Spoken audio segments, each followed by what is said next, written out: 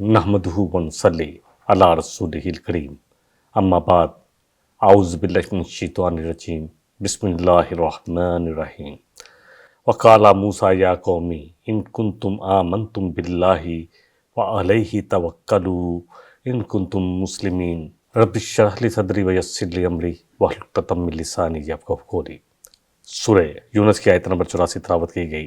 कहा मूसा अलैहिस्सलाम ने अपनी कौम से कि अगर तुम अल्लाह पर कामिल ईमान रखते हो तो उसी पर तवक्कल भी करो। ईमान जो है वो सबसे पहले तवक्कल सिखाता है। हस्बी अल्लाह कि अल्लाह मेरे लिए काफ़ी है। इन कुंतुम मुस्लिमीन, अगर तुम वाकई अल्लाह के सामने सर तस्लीम हम करते हो और दिल से इस्लाम कबूल किया है तुमने। देखिए, अल्लाह पर जो तवक्कल करता है ना तो अल्लाह उसके लिए काफ़ी हो जाता है। अल्लाह की बंदगी भी करनी है और तवक्कल भी सिर्फ अल्लाह पर करना है। सूरह हूद की आयत नंबर 123 में आता है वाबुदहु व तवक्कल अलैहि, कि उसी की इबादत करो, उसी पर तवक्कल करो। बंदगी भी अल्लाह की करनी है, इबादत भी उसकी करनी है और तवक्कल भी उसी पर करना है। और जब हम अल्लाह पर तवक्कल करेंगे तो फिर क्या होगा? अल्लाह अकबर। वमन यतवक्कल अलल्लाह, जो भी तवक्कल अल्लाह पर करेगा वहुवा हस्बुह, तो अल्लाह उसके लिए काफ़ी हो जाएगा। अल्लाह उसके मामलात को खुद अपने हाथ में ले लेगा। फिर जिसके मामलात अल्लाह अपने हाथ में ले ले उसको और क्या चाहिए? असल बात तवक्कल की है। तवक्कल ही ऐसी चीज़ है जो हमें अल्लाह पर कामिल यकीन, जो हमें ताकत देती है, जो हमें करेज देती है कुछ करने के लिए, जो हमें मुश्किल हालात में सब्र करने की तलकीन करती है। तवक्कल ही वो चीज़ है जो अल्लाह का शुक्र अदा करने की तौफीक देती है। क्योंकि जब अल्लाह पर भरोसा होगा ना, जो कलमा है ना अल्लाह अकबर, जो हम पढ़ते हैं माशाअल्लाह ला कुव्वता इल्ला बिल्लाह, या दूसरे जितने भी कलमात हम पढ़ते हैं, ये सारा कुछ हम इकरार करते हैं कि जो अल्लाह चाहे और अल्लाह के अलावा किसी के पास कुव्वत नहीं है। तो ये सारी कुव्वत, सारी ताकतों का मालिक तो मेरा अल्लाह है। फ़क़ालू अलल्लाहि तवक्कलना, अब क्या जवाब दिया मूसा अलैहिस्सलाम की कौम ने कि हम अल्लाह ही पर तवक्कल करते हैं। रब्बना ला तजअलना फितनतल लिक़ौमिज़ ज़ालिमीन, और दुआ भी की कि अल्लाह हमें ज़ालिम कौम के लिए फितना ना बनाना, या ज़ालिम कौम को हमारे लिए फितना ना बनाना, कहीं वो हमें तख्ता मश्क ना बनाए, हम पर जुल्म के पहाड़ ना तोड़ दे। और दूसरा ये भी है कि ज़ालिम कौम जो जुल्म कर रहे थे उसका खुद भी सबसे बड़ी आजमाइश तो उसकी होती है। हज़रत सुमैया रज़ियल्लाहु अन्हा पहले शहीदा है, हज़रत यासर जिनको शहीद किया गया, तो आजमाइश तो अबू जहल की थी जिसने बुरी तरह से शहीद किया। वो फितने में पड़ गया और अल्लाह का फैसला हुआ, ग़ज़वा बदर में उसका सर काट कर उसका अंधे कुएं में फेंका गया। सज़ा उसको दुनिया में मिली और आखिरत की सज़ा तो है ही है। तो अल्लाह हमें फितना, और दूसरा ये भी है कि लोगों के हाथ इंसान फितना ना बने कि लोग जुल्म करें या ज़्यादती करें। तो इसके लिए दुआ बड़ी खूबसूरत है। अल्लाह ताला हमें किसी के हाथों आजमाइश में न डाले। और आज तो मैं कहता हूँ, जो हॉस्पिटल में जाकर देखता हूँ कि अल्लाह डॉक्टरों के हाथ में हमें आजमाइश में न डालना। बहुत सारे बड़े बड़े हॉस्पिटल जो है सिर्फ पैसा कमाने के लिए वेंटिलेटर पर ले आते हैं, हालांकि उनको पता है कि मरीज़ को तकलीफ़ होगी और फ़ायदा कोई नहीं है, लेकिन फिर भी सिर्फ पैसा और बिल बनाना है, यकीन करें। तो अल्लाह हमें किसी भी ज़ालिम, क्योंकि ये जुल्म है, सब जुल्म है, किसी भी ज़ालिम के हाथों फितना ना बनाए। बहरहाल कौमें जो है बनी इसराइल जो थी, उन्होंने यही दुआ की कि अल्लाह हमें फितना ना बनाना। असल बात यह है कि अल्लाह के दीन के रास्ते में मुश्किलात तो आएंगी, तो घबराने के बजाय तवक्कल इख्तियार किया जाए। आजमाइश में अल्लाह से दुआओं से मदद मांगी जाए, अल्लाह की बंदगी की जाए, इबादत की जाए और दुआएं की जाए। तवक्कल सिर्फ ज़बान का नाम नहीं है, सिर्फ ज़बान से कह देना, ज़बान से कह दिया ला इलाहा इल्लल्लाह तो क्या हासिल, दिल और निगाह मुसलमान ही तो कुछ भी नहीं। तवक्कल सिर्फ ज़बान से नहीं बल्कि दिल के यकीन से हो। दिल के यकीन का नाम है अहले हक़ की आजमाइश। उनके लिए और अहले वतन बातिल के लिए, बेशक दोनों ही के लिए आजमाइश बन जाती है। वो अपने गुनाह पर आ रहे थे और अल्लाह की बहुत ज़्यादा सज़ा के मुस्तहिक़ होते हैं जो लोगों पर जुल्म करते हैं। इसलिए मोमिन तो अल्लाह पर ही तवक्कल इख्तियार करे, अल्लाह का तक़वा इख्तियार करे, अल्लाह पर तवक्कल करे और उसका तक़वा इख्तियार करे और साबित कदमी अल्लाह से मांगता रहे, क्योंकि अल्लाह ही से मांगनी है। रब्बना अफ़रिग़ अलैना सब्र व सब्बित अक़दामना वंसुरना अलल क़ौमिल काफ़िरीन, यही दुआ थी जो तालूत ने मांगी थी। किसके खिलाफ? जो बड़ा सरकश था जालूत, उसके खिलाफ। कि अल्लाह हमारे जो मोमिन थे वहाँ पर, वो भी 313 इतने थे जितने बदर में थे, तो उन्होंने भी यही दुआ मांगी थी کہ اللہ ہمارے قدموں کو جما دینا اور ہمیں صبر انڈیل دینا. ربنا افرغ علینا صبرا وثبت اقدامنا وانصرنا علی القوم الکافرین. اور اے اللہ ظالم قوم کے خلاف، کافروں کے خلاف ہماری مدد فرما. تو اللہ سے مدد مانگنی ہے اللہ پر توکل کرتے ہوئے. بہرحال آیت نمبر 85 اور 86 کا جو تسلسل ہے کہ اہل ایمان پہلے تو توکل کا اعلان کرتے ہیں، پھر فتنے میں پڑنے سے پناہ بھی مانگتے ہیں، اور صرف جسمانی پناہ نہیں، گمراہی ذلت کے فتنے سے نجات مانگتے ہیں کہ ہمیں یہ گمراہی میں مبتلا نہ کرتے، بلکہ ایمان کی حفاظت ہر قسم کی امان اللہ سے مانگتے ہیں. سب سے پہلے ایمان کی حفاظت اور پھر ہر قسم کی امان اللہ سے مانگتے ہیں اور اللہ ہی پر توکل کرتے ہیں.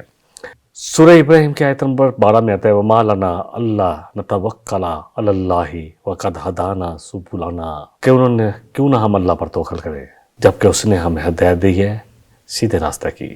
سبولانا ہمارے سیدھے راستے کی طرف رہنمائی کی ہے. تو توکل جب اللہ نے ہمیں سیدھا راستہ دکھا دیا، جب کامل یقین ہے کہ ہم جو دین ہے یہ دین محمدی اور یہ کتاب جو اللہ کی ہے قرآن پاک اور جو نبی صلی اللہ علیہ وسلم کی مبارک زندگی ہے اسی میں ہماری نجات ہے، تو اسی کو اختیار کرنا ہے. پھر جتنی مرضی مشکلیں ہیں پھر اس کو چھوڑنا نہیں ہے. ربنا لا تجعلنا فتنة للذین کفروا واغفر لنا ربنا انک انت العزیز الحکیم. سورہ ممتحنہ میں بھی آتی ہے دعا بڑی خوبصورت کہ اللہ ہمیں ایسے لوگوں کو جو کافر ہیں، جو تجھے نہیں مانتے، تیرے ناشکرے ہیں، ان کے ہاتھوں فتنہ میں نہ ڈالنا، آزمائش میں نہ ڈالنا. اللہ وہ ہمیں تحت مشق نہ بنائے، اپنے ظلم ہم پر نہ توڑے. واغفر لنا اور ہمیں بخش دینا. ربنا انک انت العزیز الحکیم، تو زبردست ہے اور حکمت والا ہے. اگلی آیت لے لیتے ہیں، آیت نمبر 87 ہے سورہ یونس کی. وَأَوْحَيْنَا إِلَىٰ مُوسَىٰ وَأَخِيهِ. اللہ فرما رہے کہ ہم نے وحی کیا موسیٰ علیہ السلام اور اس کے بھائی کی طرف. أَن تَبَوَّآ لِقَوْمِكُمَا بِمِصْرَ، کہ تم اور تمہاری قوم مل کر مصر میں ابھی رہو، یہی ٹھکانہ بنائے رکھو. بِمِصْرَ بَيُوتًا وَاجْعَلُوا بَيُوتَكُمْ قِبْلَةً. اپنے گھر جو مصر میں تمہارے بنے ہیں اس میں کوشش کرو کہ اس کا رخ جو ہے قبلے رخ کو معلوم کر لو اور قبلے کی طرف بناؤ. یا کچھ یہ بھی آتا ہے کہ انہوں نے ایک جگہ بنا لی جہاں پر انہوں نے قبلہ مقرر کر دیا، لیکن یہی ہے کہ سب اپنے اپنے گھروں میں، کیونکہ جب انتشار کا دور ہو تو پھر اپنے گھروں میں ہی مقیم رہنا بہتر ہوتا ہے. کیونکہ فتنے کے دور میں اور اسپیشلی جو دجالی دور آ رہا ہے، جو دجالی دور چل رہا ہے، اور اصل جو دجال نے آنا ہے وہ ڈیفینیٹلی اس وقت تو نبی صلی اللہ علیہ وسلم فرمایا کہ اپنے ایمان کی حفاظت کرنا، دور چلے جانا، پہاڑوں میں بکریاں پال لینا، لیکن اپنے ایمان کو بچا لینا. تو بہرحال موسیٰ علیہ السلام سے کہا جا رہا ہے کہ وہی کیا. اللہ کہہ رہے ہیں ہم نے موسیٰ علیہ السلام اور اس کے بھائی کی طرف کہ تم اپنا مقام یہیں پہ ٹھکانہ پکڑو اپنی قوم کے ساتھ مصر میں، اور گھر اس طرح بناؤ کہ اس میں قبلے کے رخ کر بناؤ. واقعی الصلاۃ اور نماز قائم کرو. خوف کے دور میں اندرونی تنظیم سازی ضروری ہوتی ہے کہ گھروں میں بیٹھ کے اپنے آپ کو مضبوط کیا جائے، رزسٹنس نہ کیا جائے، کیونکہ اس وقت اگر کیا جائے گا تو کچل دیا جائے گا. پوری جو ہے تنظیم سازی کی جائے، گھروں کو نماز اور عبادت کا مرکز بنایا جائے، مشورے کا مرکز بنایا جائے، اور گھروں کو کہا قبلہ رخ بنا لو، کیونکہ کھلے عام عبادت ممکن نہیں تھی اس وقت. گھروں کی سمت بیت الحرام کی طرف کر دو، اس کی طرف رخ کر لو. اور اس کا مقصد ایک سمت ہونا، یعنی آپس میں اتحاد بھی ہونا ہے. جو ایک سمت کی جو بات ہوتی ہے نا، تو یہ اتحاد کی بات ہے. وَاعْتَصِمُوا بِحَبْلِ اللَّهِ جَمِيعًا وَلَا تَفَرَّقُوا. اللہ اکبر. آج ایسا فرقہ واریت ہے، فرقہ بندی ہے، کہیں اور کہیں ذاتیں ہیں. کیا زمانے میں اپنے کی یہی باتیں ہیں. یوں تو تم سید بھی ہو، مرزا بھی ہو، افغان بھی ہو، یہ بھی بتاؤ تو صحیح کہ مسلمان بھی ہو. اللہ اکبر. آج بہت یہ اتنی بڑی چیز ہے جو ہمارے میں فرقہ واریت پیدا ہو گئی ہے، اور ایک رو دوسرے کو سمجھتا ہے کہ وہ صحیح بھی ہے باقی سب غلط ہیں.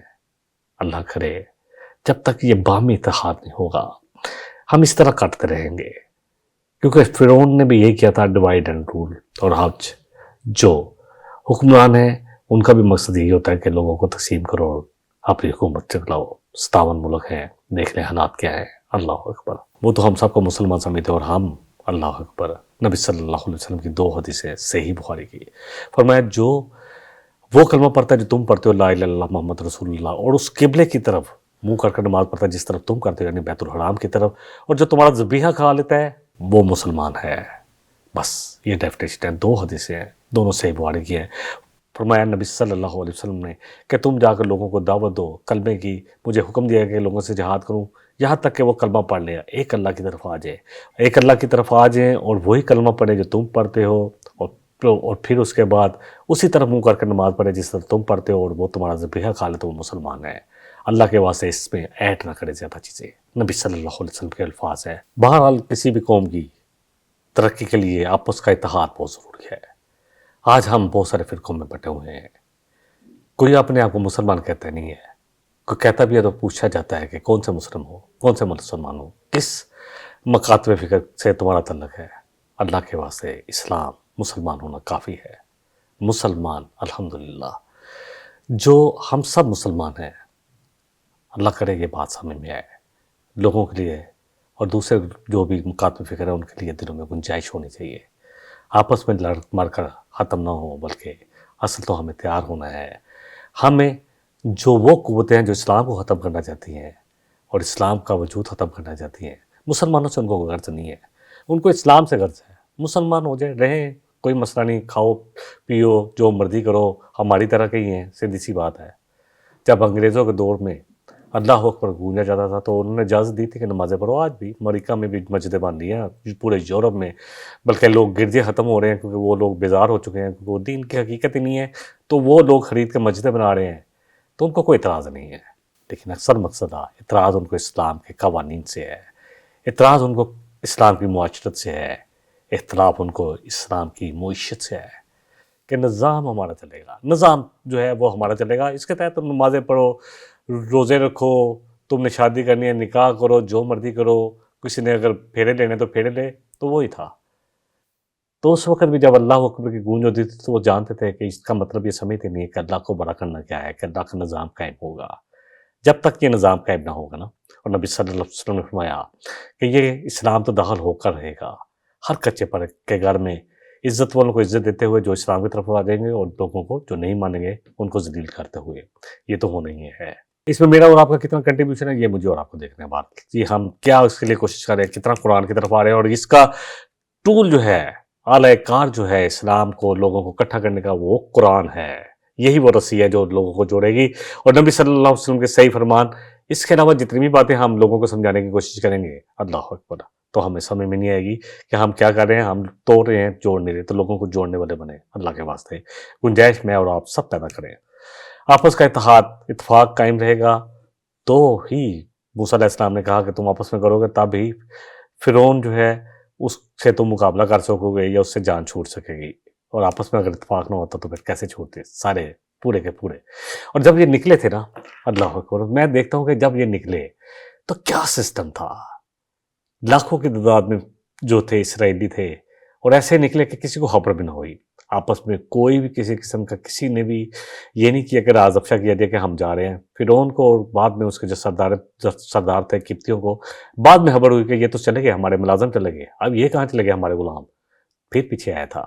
انشاءاللہ اس سورہ میں پڑھیں گے کہ آیا تو پھر اس کا حشر گیا ہوتا۔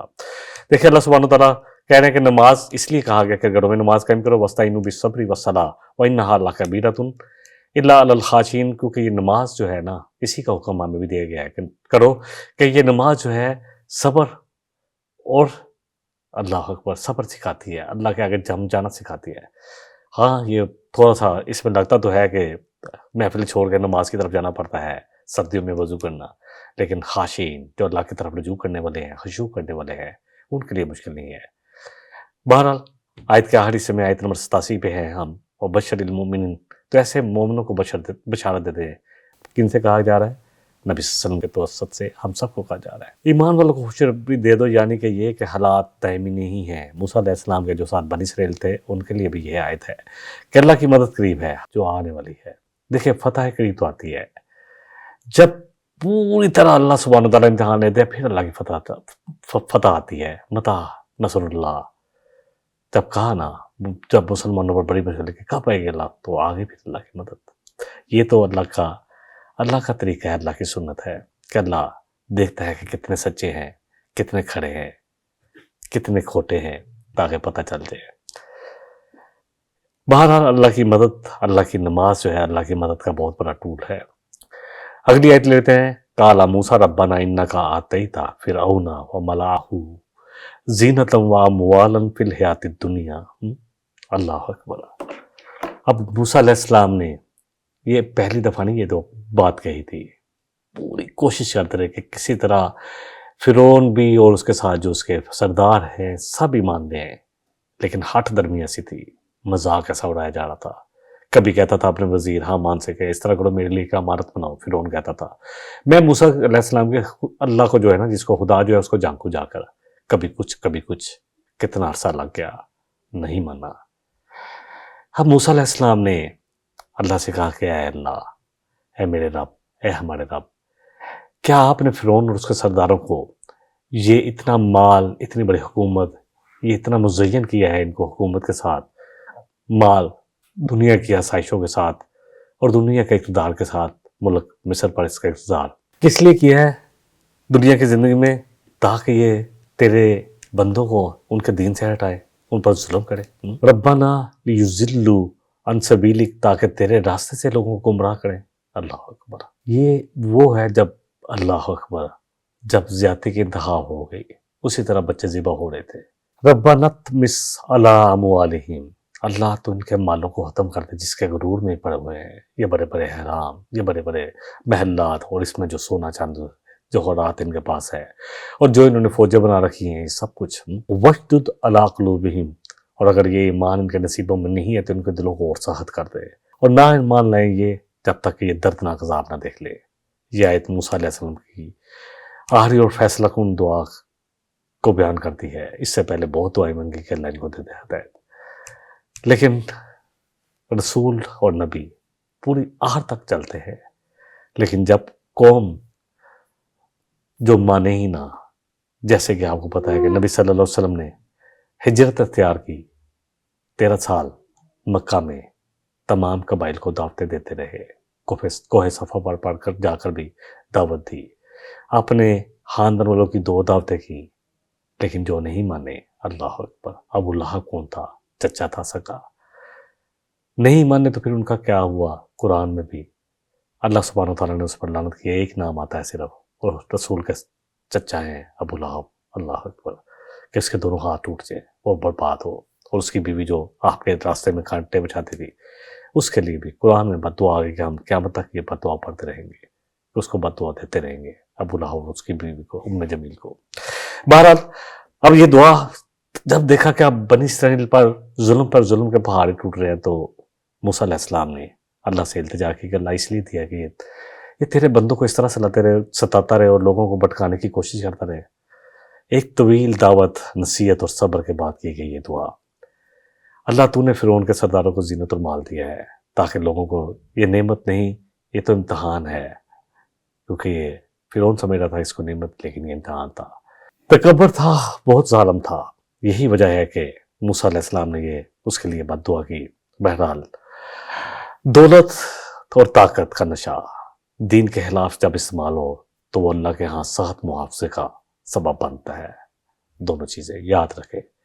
آج اگر اللہ نے ہمیں طاقت دی ہے، کسی کے پاس اقتدار ہے اور مال ہے، اور اگر وہ دین کے خلاف استعمال ہو رہا ہے تو پھر اللہ کا معاوضہ بہت سخت ہے، چاہے جو مرضی ہم اپنے آپ کو کہلائیں۔ موسیٰ علیہ السلام نے یہ دعا ابتدا میں نہیں کی بلکہ بار بار اتمام حجت کے بعد کی۔ جب حق پوری طرح واضح کر دیا پھر انکار، ظلم اور سرکشی جاری رہی تو پھر انہوں نے یہ دعا کی۔ دیکھیں اللہ سبحانہ وتعالیٰ، اس طرح ہم نے قرآن ابھی تک جتنا بھی پڑھا ہے 11ویں پارے پر ہے سورہ یونس میں، ہم جب بار بار ہدایت سامنے آئے اور پھر بھی کوئی قبول نہ کرے تو اللہ کا معاملہ کیا ہوتا ہے؟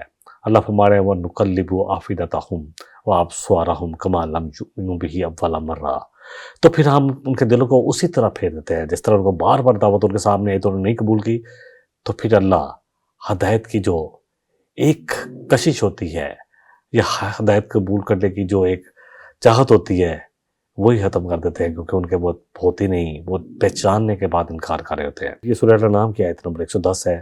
سورہ مومن میں آتا ہے فَلَمْ يَكُوا يَنْفَعُوهُمْ إِيمَانُهُمْ لَمَّا رَأَوْا بَأْسَنَا سُنَّتَ اللَّهِ الَّتِي قَدْ خَلَتْ فِي عِبَادِهِ، بس ایمان نہیں لاتے۔ جب ایمان لاتے ہیں نا پھر ان کا ایمان اس وقت آتا ہے جب وہ عذاب کو دیکھ لیتے ہیں، اور یہ اللہ کی سنت ہے، اس وقت کا ایمان لانا ان کے لیے کبھی کام نہیں آتا۔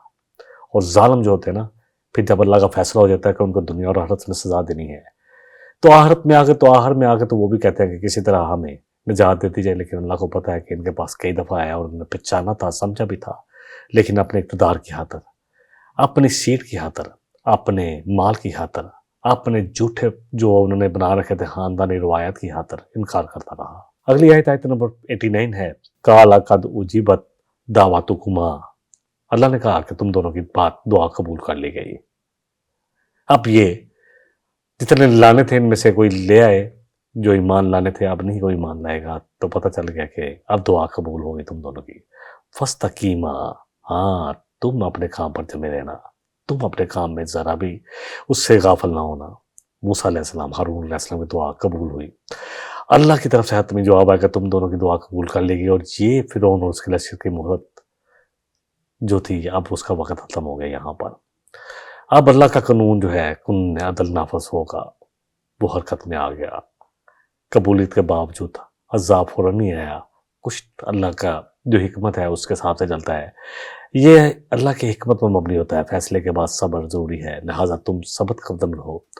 نبی صلی اللہ علیہ وسلم جب آپ کو شہید کرنے کی، آپ کو قتل کرنے کی جو سازش کر رہے تھے دارالندوا میں بیٹھ کر، اللہ اکبر، تو آپ اللہ کی اجازت کا انتظار کر رہے تھے۔ ابو بکر صدیق پوچھتے تھے کہ اللہ کے رسول اجازت ملی؟ کہا نہیں، ابھی نہیں ملی۔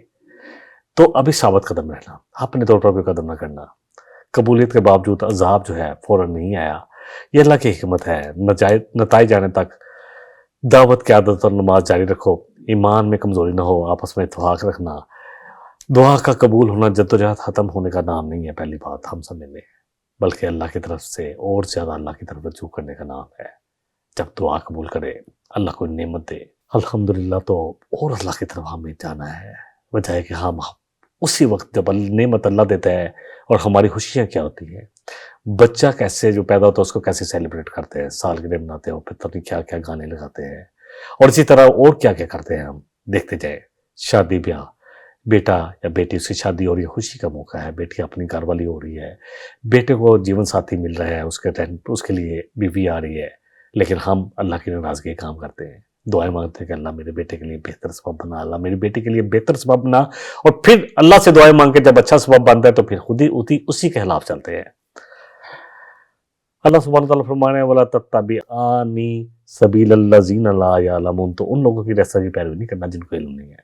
تو اللہ کے واسطے العلم، اس قرآن کی طرف آئیں، الکتاب کی طرف آئیں، تاکہ ہمیں پتہ ہو، اور پڑھیں نبی صلی اللہ علیہ وسلم کی زندگی کو اور صحابہ کی زندگی کو کہ وہ کیسے سیلیبریٹ کرتے تھے، کیا تھا شادیاں کتنی سادہ تھی۔ عبد الرحمن بن عوف رضی اللہ عنہ ایک دفعہ آئے، پیلے رنگ کا داغ تھا، کہا یہ کیا ہے؟